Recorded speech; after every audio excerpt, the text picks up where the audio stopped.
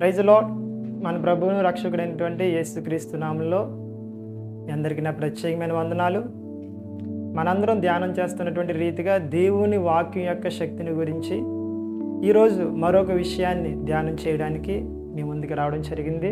ఇర్మియా గ్రంథం 23వ అధ్యాయము 29వ వాక్యంలో ఈ రీతిగా ఉంది. నా మాట అగ్ని వంటిది కాదా, బండను బద్దలు చేయి సుత్తె వంటిది కాదా.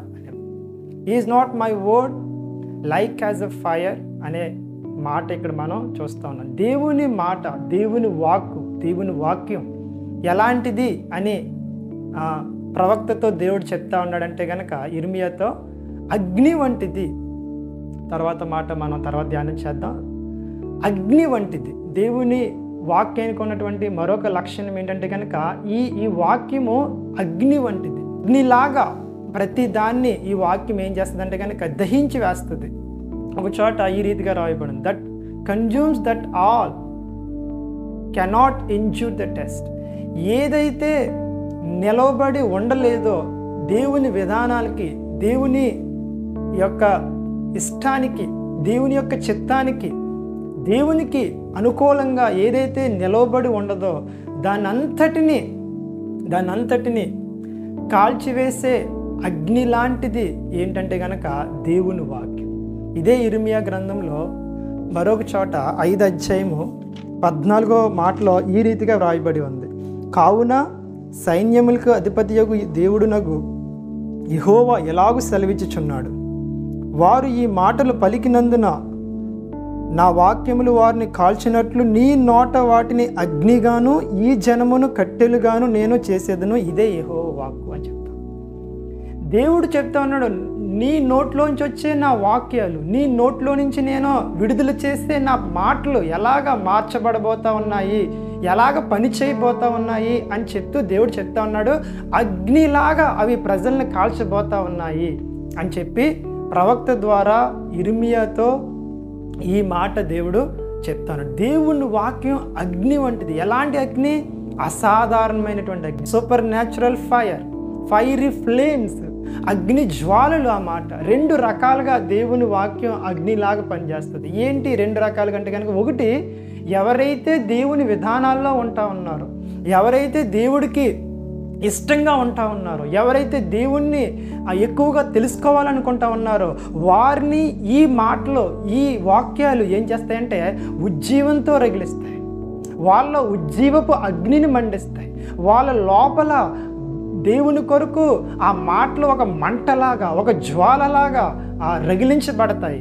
రెండవదిగా ఎవరైతే దేవుని యొక్క చిత్తానికి, ఇష్టానికి, దేవుని మార్గాలకి వ్యతిరేకంగా ఉంటున్నారో వాళ్ళని ఈ మాటలు, ఈ వాక్యాలు ఏం చేస్తాయంటే కనుక దహించు అగ్నిలాగా వాళ్ళు ఏం చేస్తూ ఉంటాయంటే కాల్చివేస్తాయి అని చెప్పి మనం ఈ యొక్క వాక్యాన్ని యొక్క లక్షణాన్ని మనం అర్థము చేసుకోవచ్చు. ఎవరైతే దేవునిలో ఎదుగుతూ ఉన్నారో వాళ్ళ లోపల ఇవే వాక్యాలు ఉజ్జీవాన్ని మండిస్తాయి. ఎవరైతే దేవునికి వ్యతిరేకంగా ఉన్నారో వారి లోపల ఇవే వాక్యాలు వారిని దహించి వేస్తూ ఉంటాయి. వారి ఆలోచనల్ని దహించి వేస్తాయి, వారి విధానాల్ని దహించి వేస్తాయి. వారి యొక్క పనులన్నింటినీ కూడా ఈ వాక్యాలు, ఈ వాక్యం అనే అగ్ని, ఈ దేవుని మాటలు ఏం చేస్తాయంటే కనుక కాల్చి వేస్తాయి అనే విషయాన్ని మనం అర్థము చేసుకోవాలి. దేవుని వాక్యము ఎలాంటిదంటే కనుక అగ్ని వంటిది.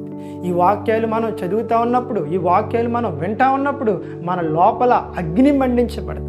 అందుకే ఎమ్మాయి గ్రామంలో 2 వెళ్తూ ఉన్నప్పుడు ఆ 2తో యేసు ప్రభు మాట్లాడుతూ ఉన్నప్పుడు, ఆ తర్వాత యేసు ప్రభు వాళ్ళకి ప్రత్యక్షం అయిపోయిన తర్వాత, రివీల్ అయిపోయిన తర్వాత, ఆయన అదృశ్యుడు అయిపోయిన తర్వాత వాళ్ళిద్దరూ చెప్పుకుంటూ ఉంటారు ఒకరితో ఒకరు, దారిలో మార్గములో ఆయన మనతో మాట్లాడుతూ ఉన్నప్పుడు మన హృదయములు మండుచుండలేదా అని చెప్పి వాళ్ళు ఒకరితో ఒకరు మాట్లాడుకుంటున్నట్టుగా మనం అక్కడ లోకాసు వార్తలో మనం చూడొచ్చు.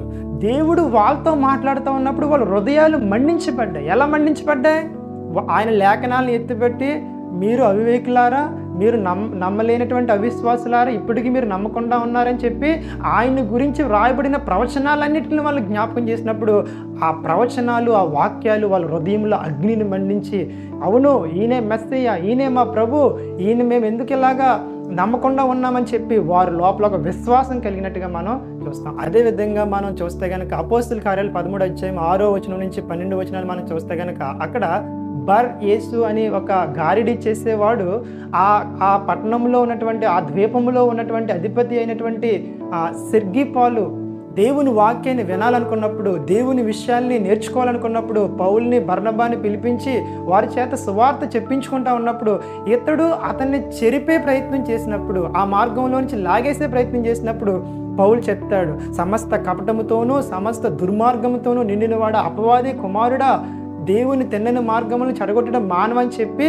కొన్ని దినములను సూర్యుని చూడకుండా ఉంటావు అని చెప్పినప్పుడు వెంటనే అతనికి అంధత్వం వచ్చి అతను గ్రుడ్డివాడిగా మారిపోయినట్టుగా మనం చూస్తాం. దేవుని వాక్యం ఎవరైతే దేవుని విధానాల్లో ఉంటారో వాళ్ళని ఉజ్జీవింప చేస్తుంది, ఎవరైతే దేవుడికి వ్యతిరేకంగా ఉంటారో వాళ్ళని దహించి వేస్తుంది, వాళ్ళ పనుల్ని దహించి వేస్తుంది, వాళ్ళ కార్యాలని దహించి వేస్తుంది, వాళ్ళ ప్రణాళికల్ని దహించి వేస్తుంది, వాళ్ళు తలపెట్టే ప్రతి విషయాన్ని కూడా దహించి వేసి బూడిద చేస్తుంది అని చెప్పి దేవుని వాక్యము తెలియజేస్తూ ఉంది. Word of God is like A fire. దేవుని వాక్యం అగ్ని వంటిది. దేవుని విధానంలో మనం ఉన్నప్పుడు మన హృదయాన్ని మండించి మనల్ని దేవుని కొరకు వెలిగించే జ్యోతిలాగా మారుస్తుందని మరొకసారి మీ అందరికీ తెలియజేస్తూ, దేవుడు అలాంటి అగ్నితో మన హృదయాల్ని, దేవుని వాక్యమైన అగ్నితో మన హృదయాల్ని ఉజ్జీవంతో నింపి మనల్ని ఆయన కొరకు జ్యోతుల వలె ఈ ప్రపంచంలో ఈ లోకంలో వెలుగునట్లుగా వాడుకొనుగాక. ఆమేన్.